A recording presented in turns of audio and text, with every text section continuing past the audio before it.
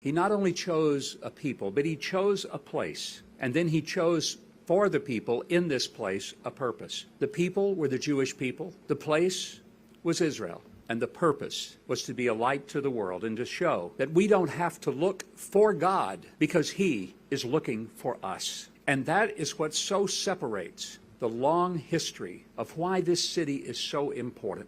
We have oftenly spoke about the righteous Gentiles.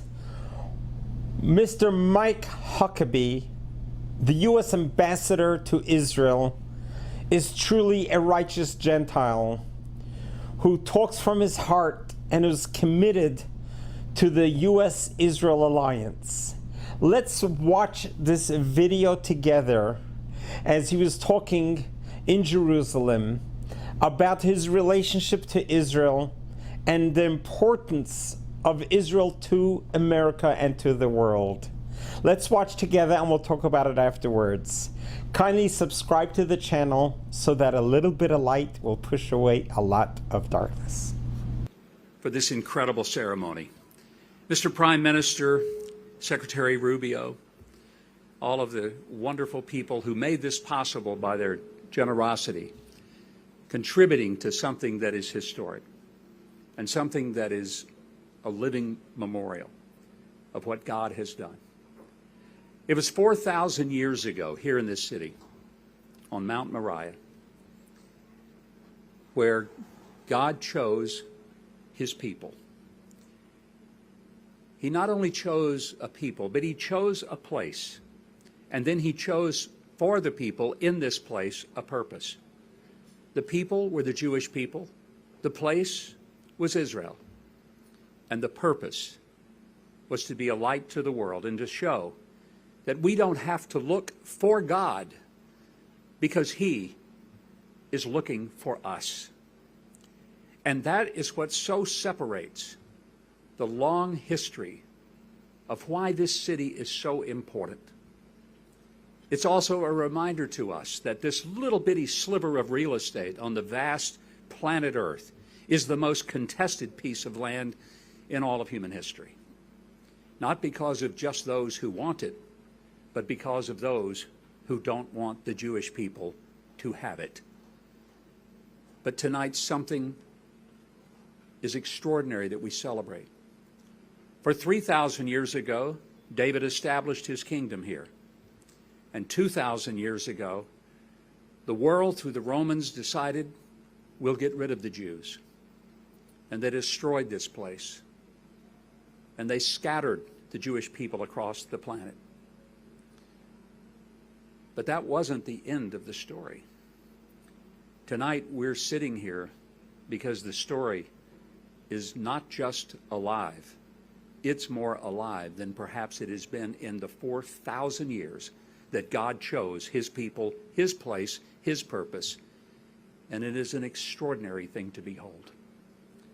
Tonight, I'm reminded of the day that the embassy was dedicated in 2018. I was so grateful to President Trump for making the bold and courageous decision that despite all of the opposition across the planet, he was going to move the U.S. Embassy to Jerusalem, as he should. Other presidents promised it, but they always found a reason to back away. President Trump made a promise, and he kept the promise. And on the day that we were here, and I was overwhelmed with emotion as I sat at the dedication of the embassy having moved to Jerusalem, there was a young man in the crowd, and he was exuberant. He was an American, and he was looking around and he said, "Wow, I've been waiting 20 years for this to happen." Sheldon Adelson, who along with his wife Miriam, who is here tonight, major contributors to this incredible excavation. Sheldon, who I absolutely adored because he was one of the funniest men I've ever known. When the young man said, "Wow, I've waited 20 years for this," Sheldon, in his very dry way, just looked and said, "Son, we've been waiting 2,000 years for this." What a great reminder that the Jewish people are a patient people. And tonight there's something extraordinary, truly extraordinary, to celebrate. It was David, the king and the psalmist, who said in Psalm 137 and verse 5, "If I forget you, O Jerusalem, may my right hand forget its skill." The Jewish people never forgot that this was their land, their home, their undivided, indisputable, indigenous capital from eternity. And tonight, something truly extraordinary happens. It is often said that history is to a civilization what memory is to the individual. If any of us were to wake up tomorrow and not remember where we lived or who we were or who that woman is that is living in our house because we didn't know her to be our wife, amnesia is a horrible thing to have because one is disoriented, lost, completely unable to make a connection just to the simplest things of life. But history is to a civilization what memory is to the individual. And tonight, this is a celebration of the history of Jerusalem. There is a verse in the New Testament, in Luke, verse 40 of chapter 19, and it says this: "If the crowds keep quiet, the stones will cry out. If the crowds don't acknowledge it, the stones will cry out." Tonight, the stones are crying out.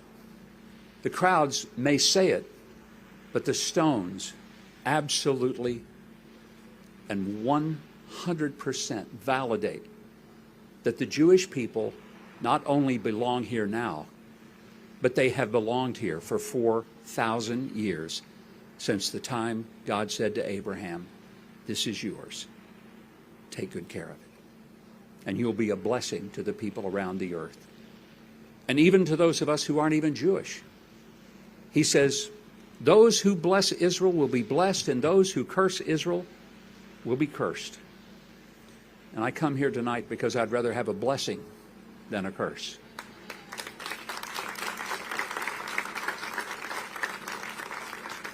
I recognize that this extraordinary excavation is not just dust and stone. It is a living speech in which God is crying out through the very stones to say to the world, this magnificent excavation, this extraordinary piece of archaeological mastery is a validation and a truth, and it is shouting from the top of the mountain that this is indeed the eternal home of the Jewish people, the Jewish state, and the people who rightly belong here. And tonight the rest of the world comes to say, welcome home, and may no one ever, ever attempt to take your home from you. It is yours. And those of us who are not Jewish, we thank you for giving all of us a foundation of morality and decency and civilization upon which our own faith is built, for without yours, we don't have one. As I often tell my Jewish friends, you can be Jewish, you don't need me. But I cannot be who I am in my faith without the debt of obligation that I owe to you for having listened to God and been willing to be obedient to Him when He called you to this place as His people for His eternal, everlasting purpose. And I salute you and join you tonight in the celebration of this wonderful, magnificent, incredible reminder that God never has been finished with Israel, and He never will be. This is the eternal home that He has chosen. God bless you all. Mr. Ambassador Mike Huckabee. What beautiful words, what poignant words, and heartfelt words. If only the world were to listen to you and appreciate the land of Israel, what it means to the Jewish people and to the world. King David, as you mentioned, in Psalm 37, writes these words: God decides man's footsteps. In other words, geographically, God decides where people need to be. So where you go geographically, it's because God needs you to be there at that moment, at that specific place and time. As you were talking, I was thinking about it, how God placed you to be the U.S. ambassador to Israel.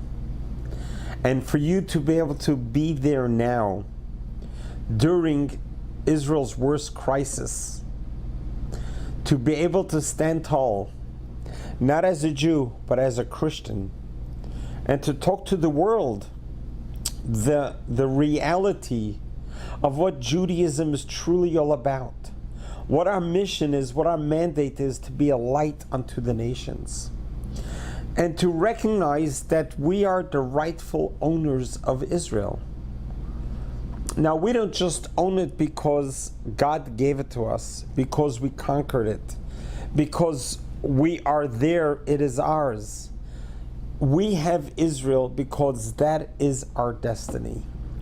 God chose, as you mentioned, close to 5,000 years ago, when he sent Abraham to Mount Moriah, which is Jerusalem, and said, "This is the land I'm giving to you." The world needs to be able to wrap their arms around it, accept it, and recognize it, and salute it. Because what Israel has done to Israel in the last 77 years is beyond remarkable and beyond miraculous. When Israel finally became a state again in 1948, Israel was a desolate, neglected land, country, with very few established cities, urban cities, the way it has transformed into. In its 77 years, Israel came from the gas chambers of Auschwitz, Treblinka, Buchenwald, etc. We came from the dark clouds of the Holocaust. We did not come to Israel as a victim, but we came to Israel as a pillar, as a trailblazer, that we did not let the darkness of the Holocaust paralyze us, but rather we knew we couldn't change what happened, but we can change how we react. And Israel began to become an established country. A lot of sacrifices, very difficult to take a desert land that has been desolate, that has been neglected for 2,000 years, and turning it into a flourishing country the way it is today. And the unique part about Israel is that in the short 77 years, it went from zero all the way up to becoming a superpower by blood, sweat, and tears, hard work, faith in God, and commitment to the future of Judaism. We lost a third of our people, 6 million people, for a group that were just 15 million. Losing 6 million is a huge loss. Many obituaries have already been written about the end of Judaism. But Israel gave us the chance to get back on our feet. But look what Israel did. In the 77 years, it has not only reestablished Israel, not only turned deserts into orchards, not only took desert lands and turned it into beautiful communities and cities, which 2 million of its citizens are Arabs. And yet, we are there to protect all citizens of Israel. But look what it has accomplished in all areas of life. it has truly became a blessing once again unto the nations.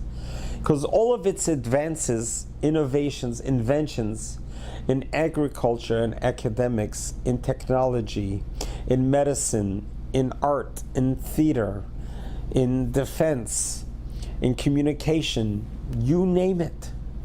Israel is on the cutting edge, but not for itself, it's for the world.